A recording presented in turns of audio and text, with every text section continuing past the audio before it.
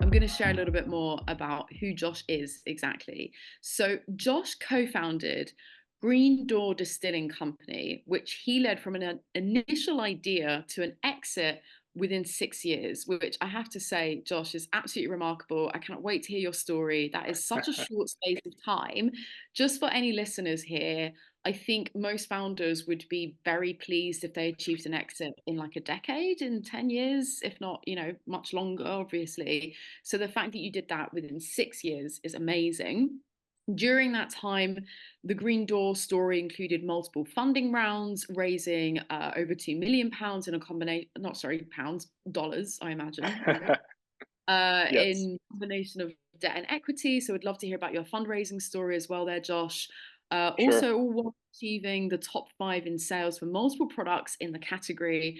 Josh has also worked as a sales leader in multiple industries, including renewable energy, real estate, and spirits.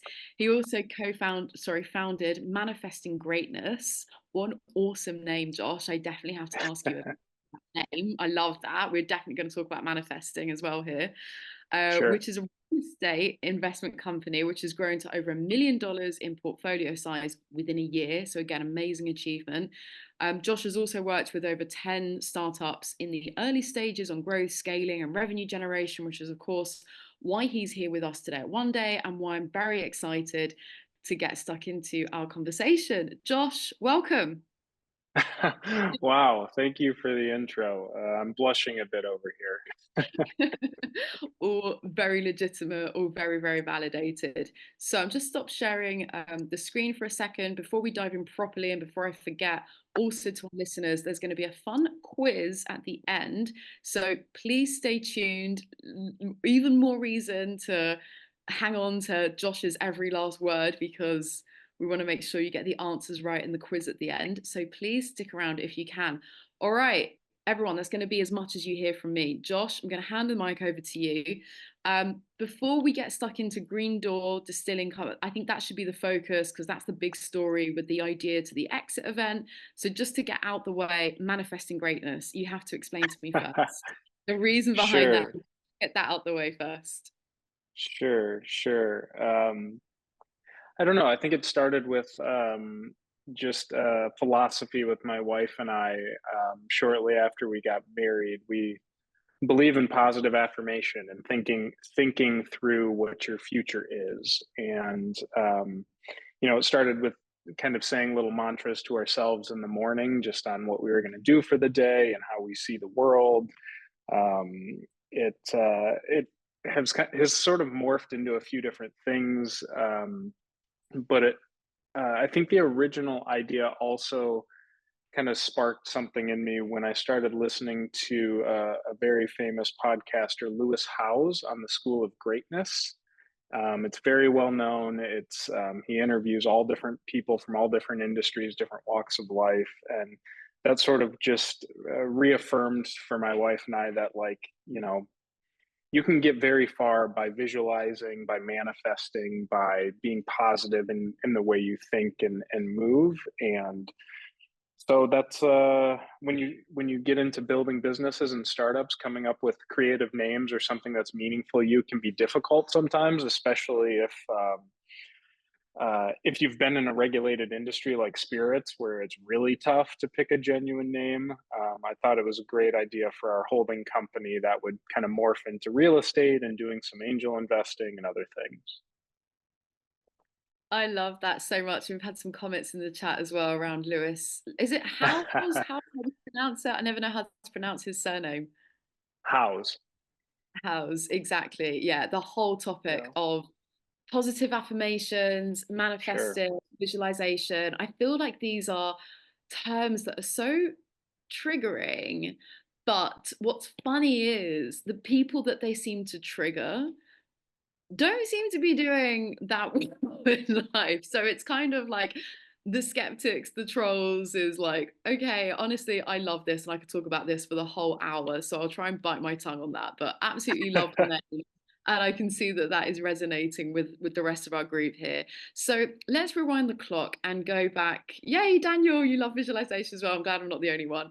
All right, so rewinding the clock to 2013 in Sure. Kalamazoo, which I'm hoping is a real place. You Um, got it. the birth of the name of that as well is the birthplace for Green Door Distilling Co. or company. So, what was the Yep. idea? What took you from being a planning commissioner for the city of Kalamazoo to your own distilling company? Yeah, a couple different things there. So we put pen to paper on starting actually in 2014 and opened doors in 2016. But some of my inspiration, I think, came from coming of age, honestly. In my family, drinking age, when you came up to 20, 21 years old, there was alcohol around at events, at family functions, and there was not a beer in sight typically. It was whiskey, it was vodka, it was bourbon. I always remember my grandfather was a Dewar's and soda drinker. And so I had that influence, I think, a lot, going into my college or university years, right? And I remember even the first time I was out legally buying alcohol, it wasn't beer, it was Jack Daniels or Jim Beam or Four Roses or some of the big bourbon houses, well, multinational bourbon houses, but based in the US. And I think that developed over time. So it started then and continued for, I don't know, 6 or 8 years. And I went to school for engineering, and some of my first jobs out of college, I was traveling a lot. I remember it vividly. I was just excited to have a real job, and it came with traveling around the US and flying to all different cities. And I found myself seeking out craft distilleries, local distilleries. And I thought it was the coolest thing because it was similar to beer, but making whiskeys and bourbons and putting their kind of spin on how to make their bourbon or what mash bills or grain bills they were using. And that led to me buying bottles, of course, and bringing them home. And before long, I think I had, I don't know, 175 bottles, maybe 200 bottles at home, in boxes, some on display, some collector's versions, some just, standard bottles. And that continued even further to having people over to sample them, to taste them, to tell the branding and stories behind them because I got excited. They were unique, they were different than just grabbing that bottle of Jack Daniels or Jim Beam or Four Roses off the shelf. And I didn't really know where I wanted to take that. And I definitely didn't know at that time that I was going to be starting a distillery, frankly. It's not like I was like, okay, cool, I'm going to make my own. It still took some time. Um, a very close friend of mine worked for Bell's Brewery. And anybody who's here in the United States probably knows Bell's Brewery. They were recently acquired by New Belgium Brewing, which is owned by Kirin Company, which is owned by Mitsubishi. So it was a huge thing that happened here in Kalamazoo. And so I knew Larry Bell, the founder, his daughter. I had talked to them on a number of occasions. And my good friend Sam worked for them. And he put together a crew of his friends to go to the Bourbon Trail down in Kentucky. I think this was in 2013, I believe. And we loaded up, one of those white paneled vans with 5 rows meant for, camps and counselors driving around kids. It was a bunch of 30-year-olds in this giant van driving down to Kentucky. And we went and visited probably 13 or 14 distilleries in 3 or 4 days.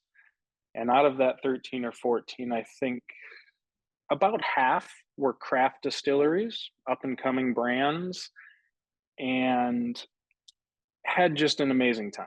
Came back to Kalamazoo a little bit hungover, frankly. Wasn't so great at moderation in those days. And The stories that stuck with me the most and some of my friends were going into that craft distillery, talking to the founder, talking to the owner, talking to the wife or the husband or the son or the daughter who, were helping out getting this distillery going. And that was the memorable stuff. I couldn't tell you anything about going to Jim Beam or Jack Daniels or Four Roses. Those were, you walk into uh, the education center or the main tourist center, and there's a video playing on a TV screen, and maybe somebody to greet you and talk to you about what they did there. And that just wasn't it. That wasn't cool. That wasn't what stuck with me. It was the personal connections, the brands, the stories.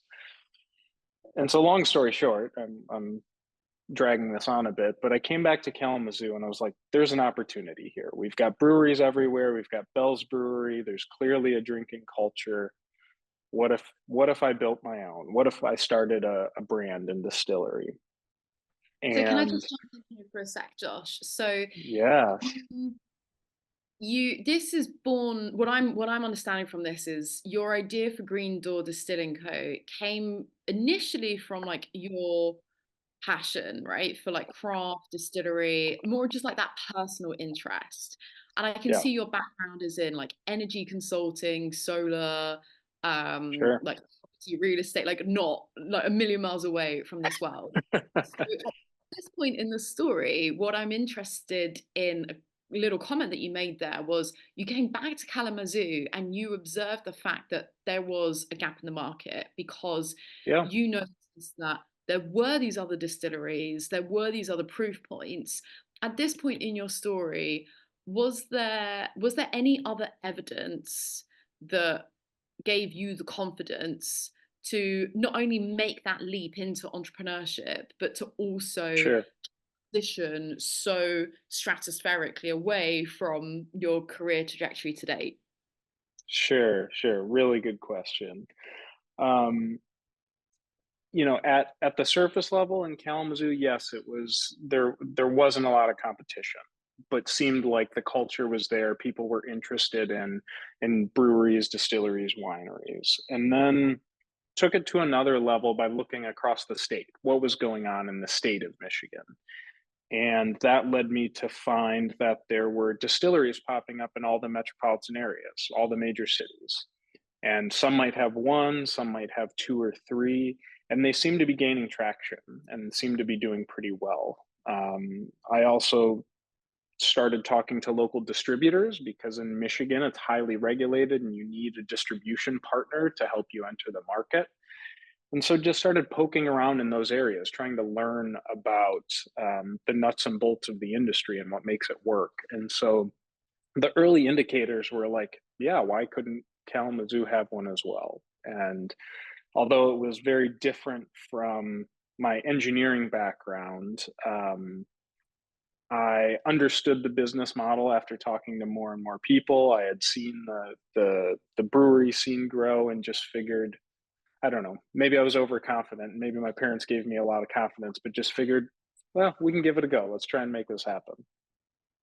Amazing. And you just mentioned there about talking to some people as part of that, like early, who were those Sure, people? Were they mentors? Were they other, but like, how did you, I feel like often with, true to One Day's mission of democratizing entrepreneurship, sure, the networks are also a privilege that don't really get talked about a lot. So like, if you didn't go to Harvard, if you didn't like sure, have that white collar consulting gig at Deloitte, like, sure.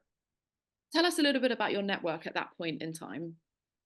Yeah, I think I've always seen the value, one, in mentorship and coaching, and two, building a network.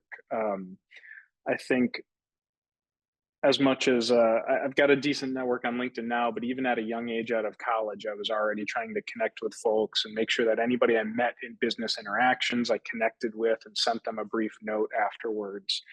And so that started expanding my world quickly. If I needed to get to, let's say, Imperial Beverage or RNDC, which are two major distributors in our area, I was able to find connections there and people that were willing to introduce me there, all the way to, I had no no prior experience in alcohol, but I was able to talk to the CEO and owner of Imperial Beverage, who was willing to take my time and call to just talk about this idea. Yeah, amazing. And yeah, and that stuff doesn't happen if you don't put yourself out there, start building a community, networking with people, um, and not being afraid to do that, right? Because I think a lot of people, a lot of first time founders, they're hesitant to talk to people about the idea. They maybe think it'll be judged, or it's stupid, or it's, they missed the mark. But realistically, it's customer discovery. It's bouncing ideas off of people that have been in the industry much longer than you have. Yeah, totally. And something I just want to build on this line of thinking at the moment is I feel like it's really easy these days to kind of, yeah, okay, let me choose my words carefully. It's really easy to get swept up in a politically correct woke culture. And I think that it's not wrong, but a danger, especially in entrepreneurship, is a lack of accountability. And so, on my point, my Sure, previous comment about network being a privilege, I feel like there are so many privileges that can either set us up for more success or get in our way if we don't have them. Ultimately, it's about the choice that we still have. And I know this could like open up a whole other like can of worms. So like the audience here on the chat, please use the chat freely. Let's have an open discussion. I think I'm very anti cancel culture. I want to talk, I want to discuss, I want to put these things out there. I firmly believe that we still have a choice, and our ultimate choice here is, do we want to accept those labels and assume victimhood, or do we choose to get back up and get out there? And you just, your answer to that question was, well, you leverage the likes of LinkedIn, you got over any kind of imposter syndrome, you put yourself out there and sure. contact directly. What's the worst that can happen? They either ignore you, they either tell you stop messaging me, but it obviously set you up for much greater success. But you wouldn't have done that if you didn't go out there. So Absolutely. I don't know if that really opens a can of worms there, but I feel like it's a bit of a sensitive subject. I feel like, anyway. So if anyone's got any Well, thoughts on that. you mentioned imposter syndrome, and I think that's a less understood, less talked about um, byproduct, I think, of any founder that's starting things that they haven't really been experienced in. And, Yeah. you know, even where I'm at in my stage in my life, I still question, ideas. I have a startup idea sitting on my table now that I'm supposed to be working on every morning. And I might show up tomorrow and be like, why am I trying to get involved in this? I have no experience. But I think owning that is important, and acknowledging it, and that it's okay that you feel that way. And most founders, I think, um, I found very few that I have met that have said that they didn't feel that at some point in their journey of starting a business and And working on an idea.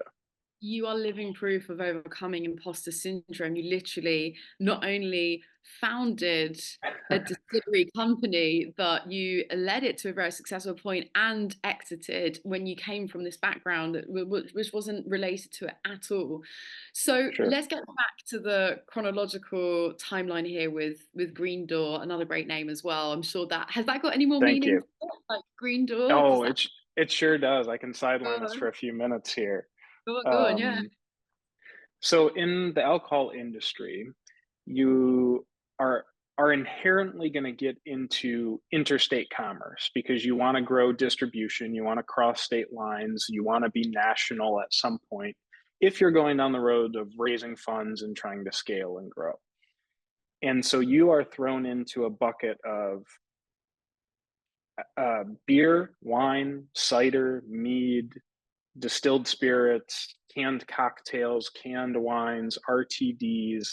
I mean, anything you can imagine in the adult beverage industry. And so it's very tough to think of an original name and logo that's not crossing paths with one of those things. And so we I actually started as revival distilling because of this history of distilling in Kalamazoo. There were once distilleries operating here. We met with the local city librarian and dug up some history on it.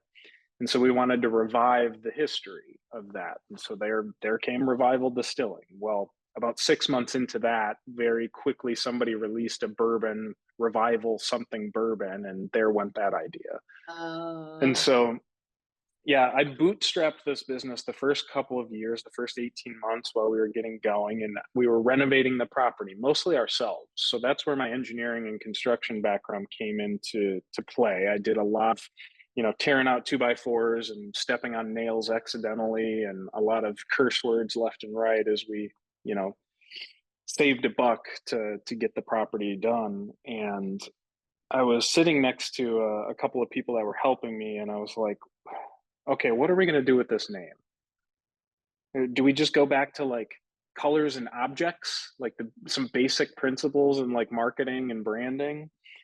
I was like, okay, there's a big blue dumpster right here that we're filling stuff up. Like, do we do red door, green roof, green bottle, blue bottle? Oh, there's Blue Bottle Coffee, very famous coffee from the West Coast in the US. Okay, I like this idea. I'm starting to see some similarities. And that just rolled into, how about Green Door? I like the color green. The door, we can paint them green. Let's see where this leads to. And we were able to get the trademarks, the copyrights, all of that stuff lined up. Nobody had taken it. And that led to then discovering that in prohibition days in the United States, especially in the Chicago and New York area, that speakeasies that operated illegally oftentimes had a green mark, a green light ball, a green paint mark, something that designated that, hey, this is a safe place to go drink. It's known that the speakeasy's here. And that was just luck. I wish it was intuition and that's creativity, but it was amazing. just luck. I just have Yeah. to add to the story. I have recently returned to London from visiting Chicago for the very first time. So this is all Hmm. very fresh. And we visited, is it called the, the Green Mill? The You, Green Mill. you had Yeah, there is a Green Mill in Chicago. Yep. So, for anyone who's not really, I only found this out because traveling there, so I wouldn't expect anyone else to know this, but apparently, rumor has it that this was an old, like, Al Capone kind of haunt. Sure. We Yep. learned by visiting was that it was actually a nod to Paris's Moulin Rouge, which is the red mill. Ah.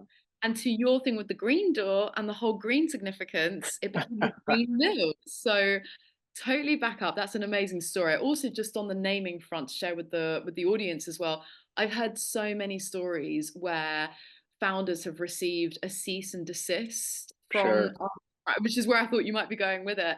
And they have come up with much better names. It's actually worked out so much better. So a little lesson there to share with our founders that are listening in as well is if you get thrown a curveball, honestly, like might not feel like it at the moment, but the longer term view is it can very often work out for the better.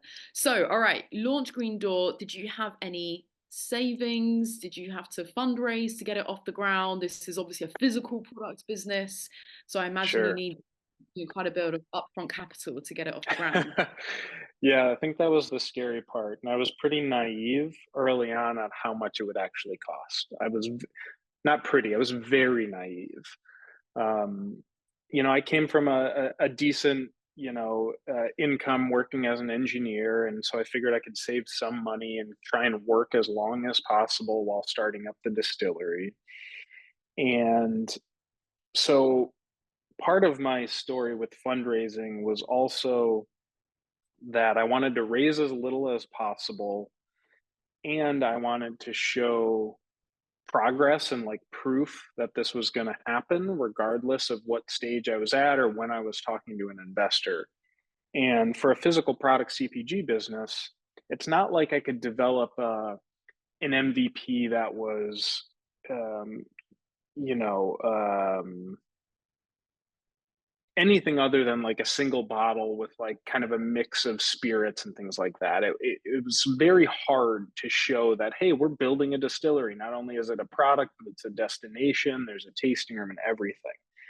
And so the only thing I could think of to say this is real was like, I got to get a location and start the licensing. And so luckily I started networking. Again, there's that value there in networking. I found a developer in the area who was actively investing in properties, and I started just brainstorming the idea of this distillery with them. And I told them where I wanted to be located and that um, that I had this grand vision for this awesome destination distillery and that I could lease it if they were willing to buy it or help partner in some way.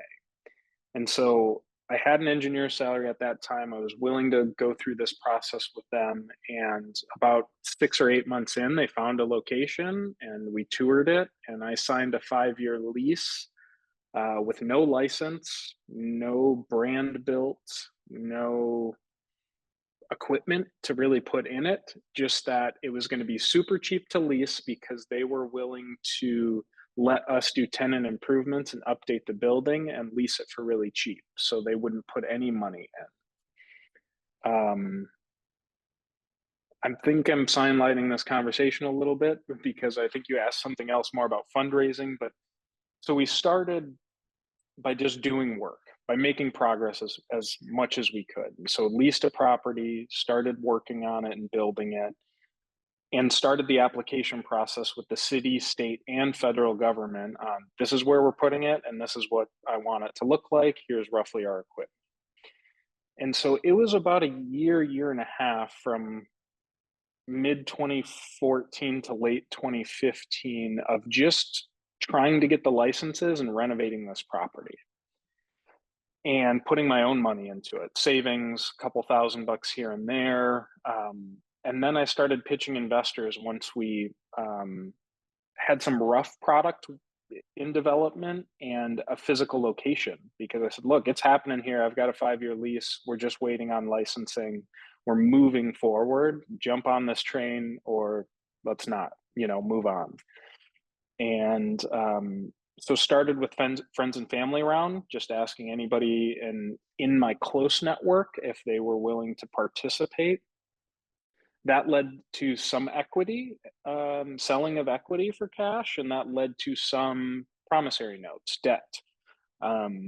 Once I got about $80,000 in commitments for that, I in tandem went to the bank to help with asset loans because we're a manufacturing business and we need heavy equipment to produce spirits. So I said, hey, if I can continue to raise this round, would you be willing to finance our our capital improvements, the big capital expenses related to manufacturing? And it took quite a few banks, but I finally found somebody that was willing to do it if we put 15 to 20% down on the equipment. And I think that totaled before we had revenue. I think I got about $225,000 in asset loans from a bank. So that significantly reduced the raise amount because we only had to put about 50,000 US into that equipment. That's interesting, and I have to just commend you, Josh, on sharing these figures so openly. I think it's really Sure, important sure, to break that taboo and be really clear, like, this is how much. It was more than I was expecting. So again, like, thank you so sure. much for that. Yeah, What I'm curious about is, so you just mentioned there the combination of the equity and the debt financing. The sure, equity for listeners being from investors, and then the debt, which is essentially your bank loan. So on the investor side of things, which is the equity financing, as another term, sure.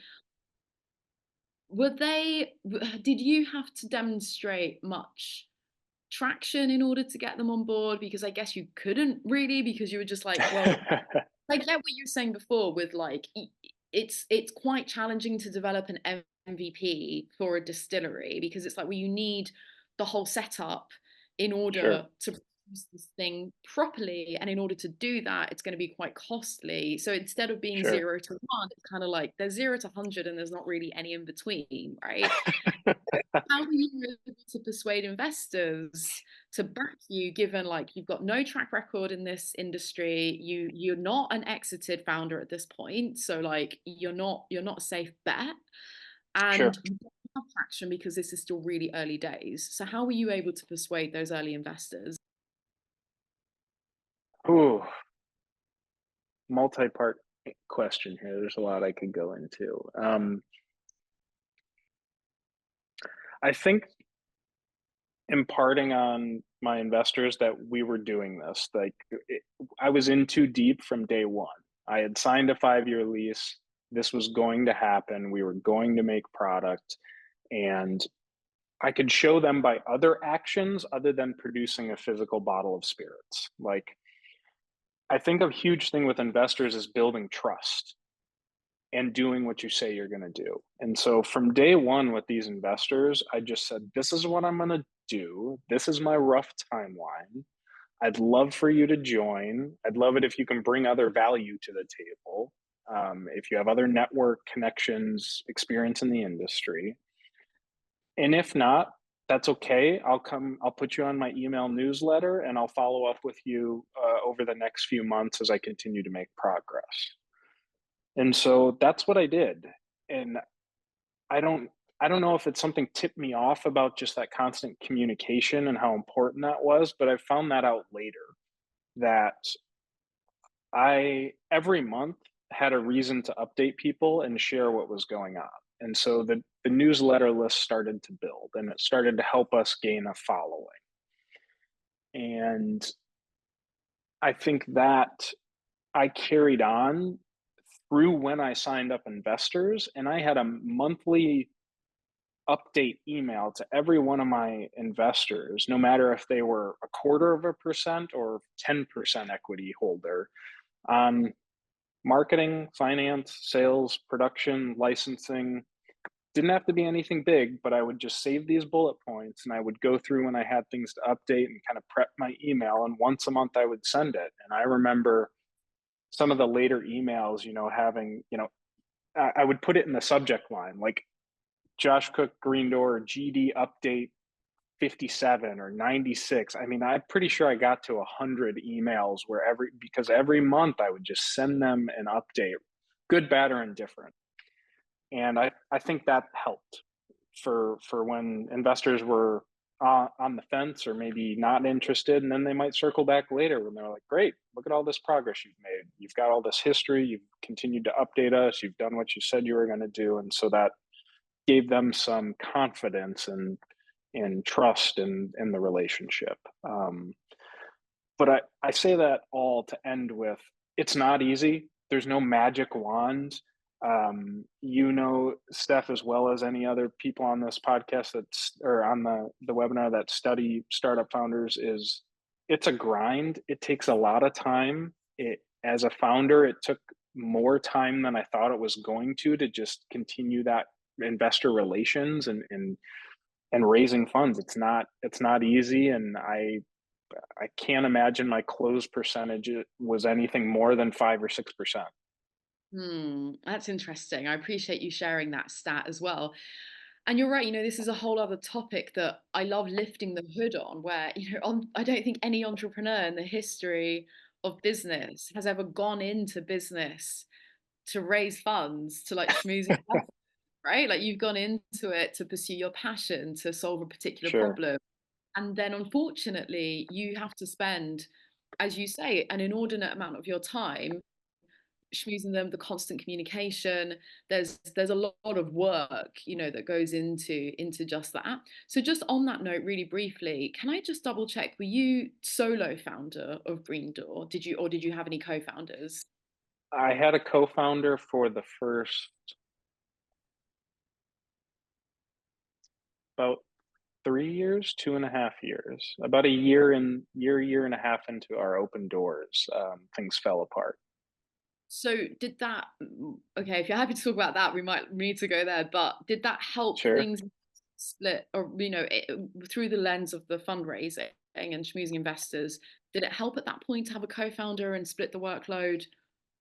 I think so. I had no experience in the production side, and so I had a co-founder that I talked about through this idea with in the early stages, and found out that he was home distilling and starting to produce batches at home and starting to look at other production facilities. And I didn't want to handle production at all. It's a very tough trade, to produce spirits. And I think it helped split the responsibilities and who was doing what and that workload in the early days. I can it now to somebody developing an app or software, and you've got sort of the business and marketing side and then the developer side. That's kind of how it was for his name is John and I. But it didn't work out. I think co-founder relationships are similar to marriages, and they're really tough. And I was, again, naive about how to make that relationship work well, and also how to vet people to be good co-founders. What would you do differently now in terms of co-founder due diligence? Sure. Oof. Um, Probably like a Myers-Briggs personality test to get a Yeah. baseline understanding of what makes this person tick and how they operate. Um, I think one step further is like understanding psychographic and personality traits of this person and how that might blend with my skill sets. Things like how they see the world, how their belief systems and different things, their ethical and moral standards, things like that. I didn't spend much time on. It was more skill sets. What do you do? What is your experience? How fast can you complete it? Are you going to excel in this area? Not a lot of the soft skills. Yeah. And if you're getting in business with somebody and partnering with them as a co-founder, those soft skills are probably more important than the Yeah. day to day. I would definitely agree with that. Josh, what's your MBTI? What's your Myers-Briggs? Honestly, I haven't done one in probably 5 years, so I can't off the top of my head share it with you. No worries. I think it's Good question, though. you will have to double check that afterwards. That's your homework. Yeah. All the founders have got their homework. You've got your homework as well. Yep. It's with anything like this, whenever the topic of due diligence comes up, whether it's co-founders or exits, acquisitions, it's I don't know, it's really easy to unpick when something's gone wrong. And it seems to be harder when things go right because you're like, I can't really explain. But like you say, like marriages, you drew that comparison. You're like, well, I know that like they'll vote for Trump, but I still love them. Or whatever Sure. their political leaning or moral, there's the co-founders who I've met who do get on who are really tight. They do work at it again, like any relationship. And I think there is just that deeper, like, can't quite put our finger on it, right? It's just kind of like we get Sure. on each other, we respect each other.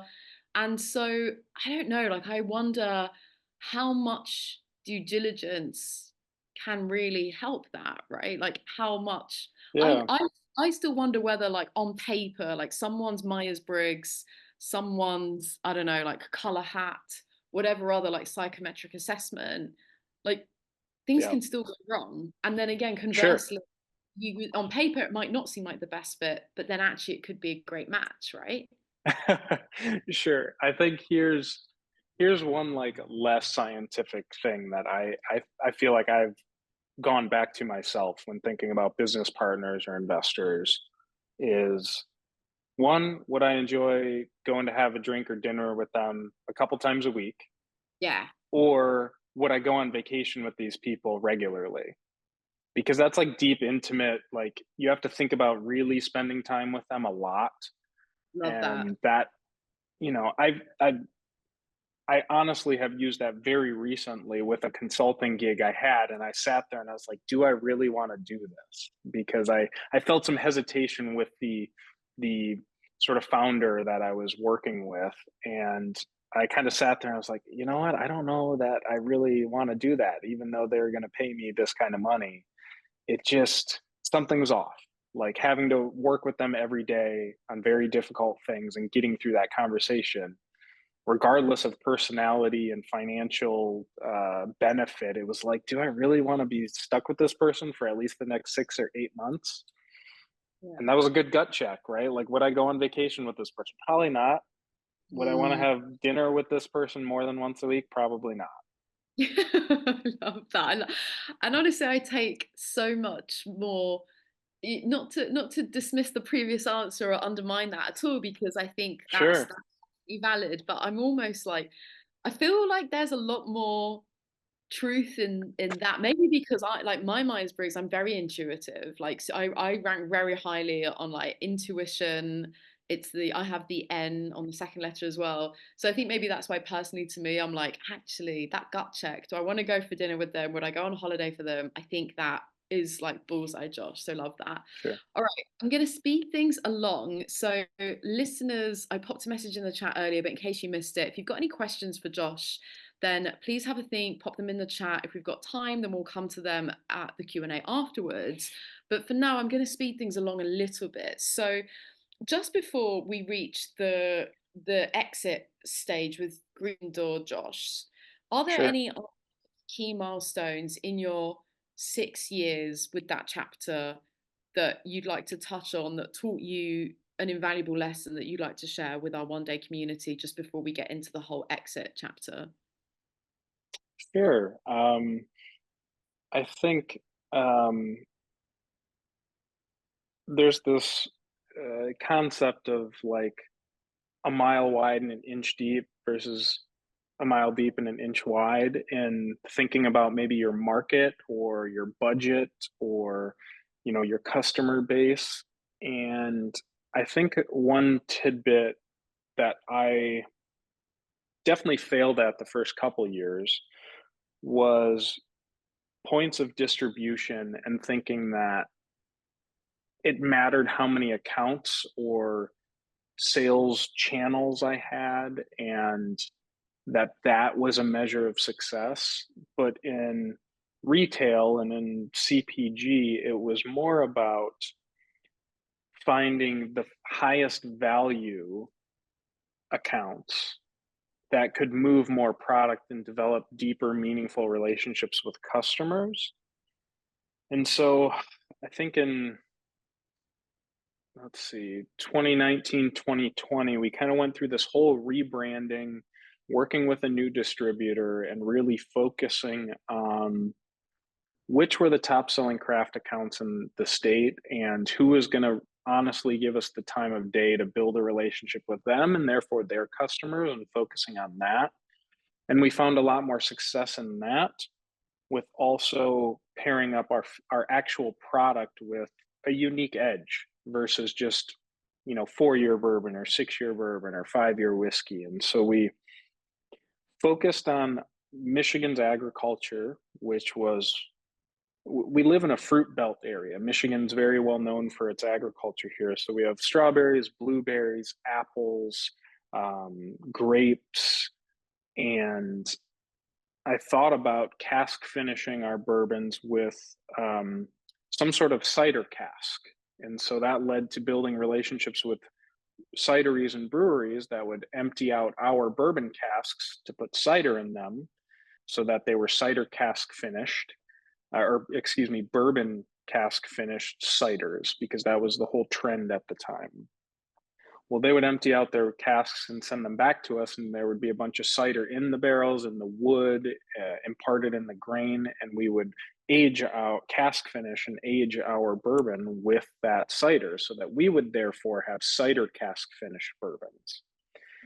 And Mm. so we kind of took an edge toward that fruit side of things, as well as focusing on better accounts. And that exponentially rocketed our sales. We had something different than everybody else that was also very good. It wasn't just different, it was a very good product. And combine that with focusing on accounts, points of distribution that actually moved craft product and would tell brand stories, that we really started to see the sales numbers. uh, I can't remember exactly what they were as a percentage, but we started doubling very quick. Wow, that's amazing. That's super Yeah, interesting. And I love what you just mentioned there about, uniqueness and quality. Like USPs can be overrated. You don't need to sure, be standing out and different for different sake, as long as it's quality, as long as you're delivering something that your sure. customers love. That's what it's ultimately about. All right. So key lesson there. What I'm taking away from that is essentially like depth over width. And there's so many Yeah. great sayings that mean the same thing. Another one that comes to mind is you're better off making one person love you than 10 people like you, right? So it's a similar Yep. kind of thing there. I love that. All right. So we're approaching, let's fast forward a few years then to the exit. So Sure. what always on your mind? Like, did you start the business intending to sell it one day? Did you know much about like exiting businesses at this point? If not, what made this decision arrive for you? Sure. Sure. Um, it's a really big combination of things. So no, I did not intend on selling when I started, um, at least in the way I did. And I didn't know much about how that all worked and how to do it and the multiple ways of exiting. And so I spent time with a consultant in the industry, somebody that had been there, done that before, to develop a better strategic plan for the business. This was around COVID times, 2021, 2022, or 2020, 2021. And he helped me understand valuations and valuing this type of business because, as we all know now, each industry, each sort of sub niche of an industry, sometimes have different ways of valuing the business. Is it a SaaS company? Is it a CPG company? Is it a DTC company? They all have different metrics they value on, and so I started to learn that for alcohol. I learned about Diageo, AB InBev, all the big names, how they value businesses. And it was going to take a really, really long time and a ton more capital to get to the point that we attracted, a Constellation Brands and AB InBev, a William Grant and Sons to want to buy us. Um, and I had already been through fundraising, historically before this. I knew how much time it took. I knew it was difficult, and it distracted me from just running the business day to day and actually building the brand. So I started changing my tune of like, I don't know if I'm the one that can get it there, and I also don't know if I want to spend half of my week just pitching investors and trying to find the right people to support our brand. And that combined with coming out of COVID, frankly and transparently, I was pretty burned out as a business operator and trying to keep things afloat. Our type of business was very in-person based, whether it's, so we had a few different sales channels. We had direct to consumer online. We had on premise, which means it's consumed on site. Well, guess what? That sales channel just disappeared. And then we had off-premise, consumed off-site. So that's liquor stores, grocery stores, chains like Bevmo, things like that. So one out of our three, which happened to be our largest, just disappeared through COVID. And so we managed to survive. We made it through. We didn't have to lay off a ton of people, but I was pretty tired and burned out. And so I started looking at this private equity route, which isn't really quite the same as VC, isn't quite the same as, big alcohol conglomerate, buying you out and investing in you scaling. But I started just sharing with a couple of my board members that, hey, I'm interested in kind of going on to the next thing. I'm willing to transition. I'm willing to, train up the next person. But me as an operator of this business, I see the light at the end of the tunnel. And I think we could use somebody else to take it to the next level if that's what the board decides they want.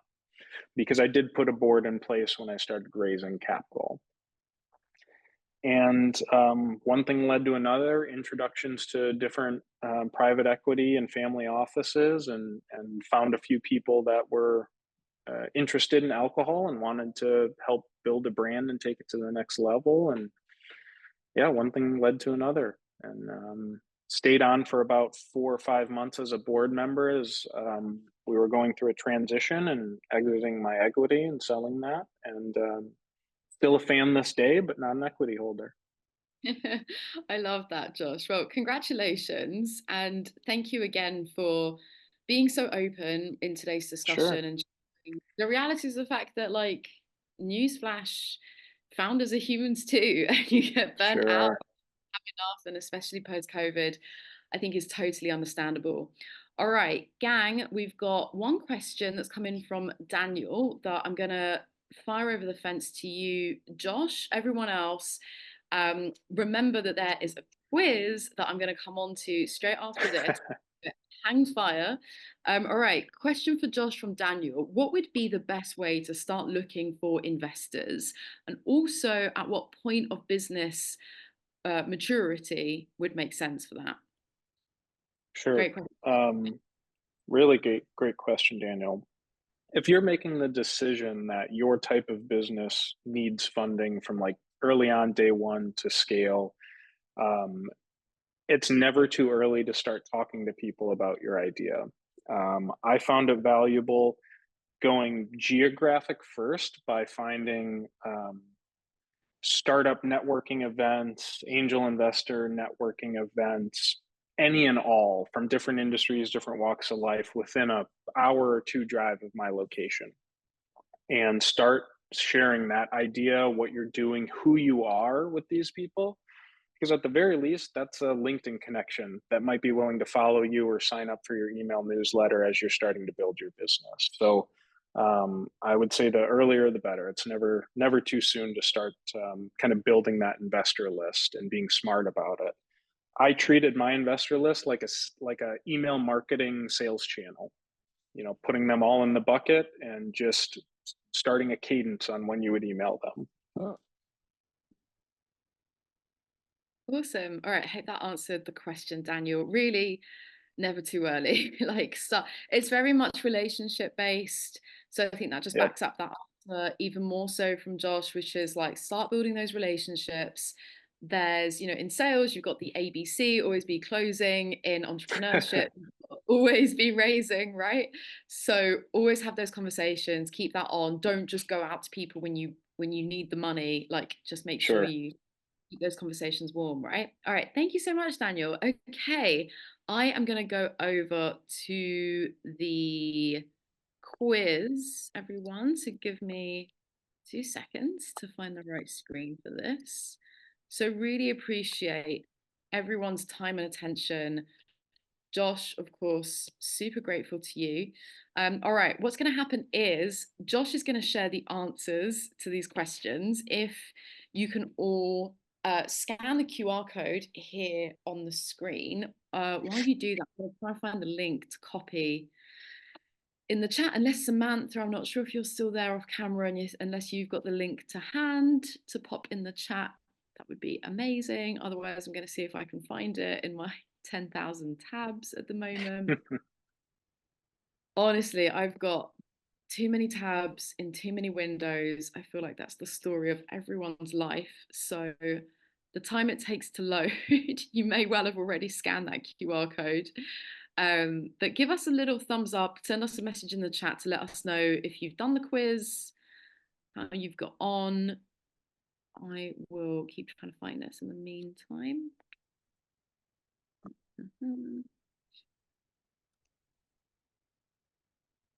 Just give me a sec. Where would it be? Samantha, I'm not sure if you're still with us. Oh, is there something in the chat? Hang on, let me just have a look. Sable, thank you so much. Really appreciate you.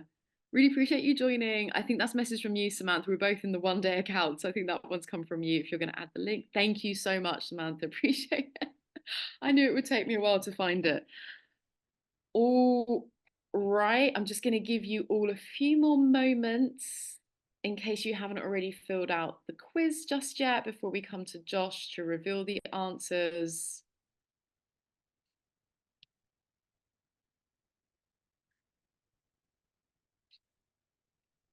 Josh, I'm hoping that because you've broken your fast for lunch, have you got dinner this evening? Is it just breakfast that you skip in the morning?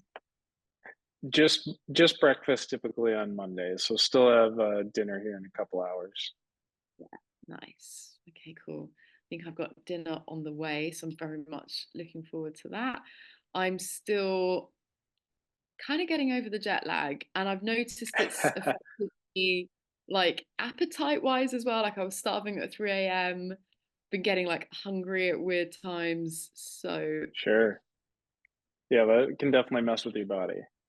oh my God, I don't know how people, I mean, doing it once in a while is manageable, but I don't know how people do it regularly, like for their jobs, is insane.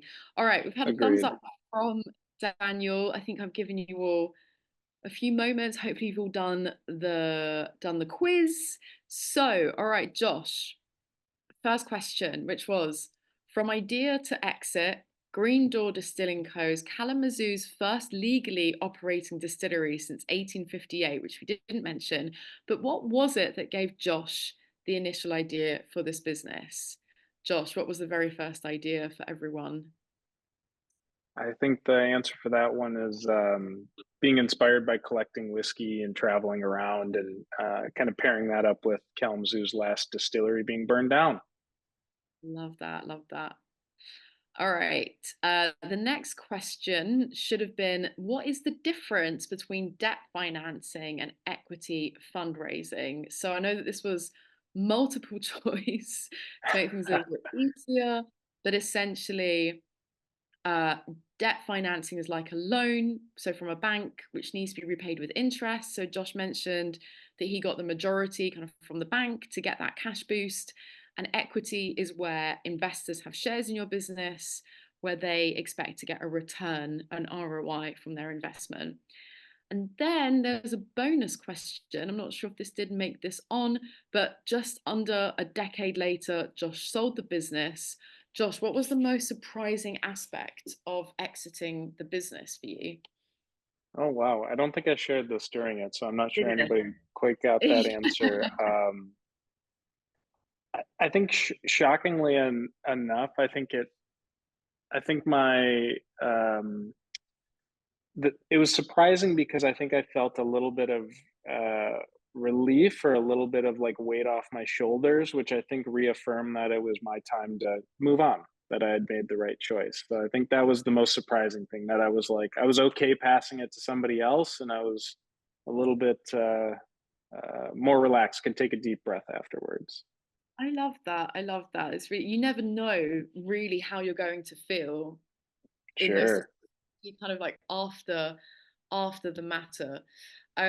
Josh, thank you so much again. It's been a pleasure to hear just a little bit of your story in today's discussion. A big thank you to everyone for joining. Please give Josh a virtual round of applause and share your messages and emoji reactions. Sable, thank you for coming off camera for that real, real life applause. Really appreciate that. Um, Replay should be available. Obviously, we've turned this into a podcast as well, so this should be available to listen to once we get that scheduled. Thank you so much, everyone, again for coming, and please let's keep the conversation going on our One Day Community Slack channel. Thank you so much again, everyone. Really appreciate your time. Thanks, everybody. Thanks for coming.